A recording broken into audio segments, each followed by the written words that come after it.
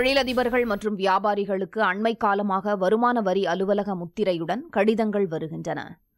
பணம் மதிப்பிழப்பு நடவடிக்கையின் போது வரி ஏய்ப்பு செய்துள்ளதாகவும், அதுகுறித்து விசாரணை நடத்த குறிப்பிட்ட தேதியில் நேரில் ஆஜராக வேண்டுமென்றும், தவறினால் நடவடிக்கைக்கு உள்ளாக நேரிடும் எனவும் மிரட்டும் தொனியில் அவை அனுப்பப்படுகின்றன.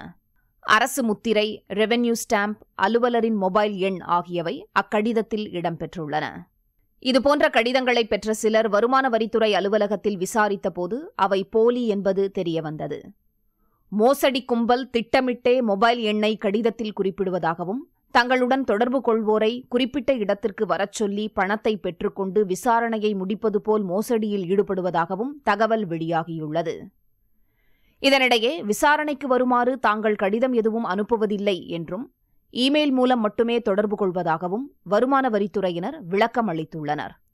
அவ்வாறு இமெயில் அனுப்பும் போது கூட எந்த ஒரு அதிகாரியின் மொபைல் எண்ணோ இமெயில் முகவரியோ அதில் இடம்பெறாது என்பதால் போலி கடிதங்களை நம்பி ஏமாற வேண்டாம் என்றும் அவர்கள் எச்சரிக்கை விடுத்துள்ளனர்.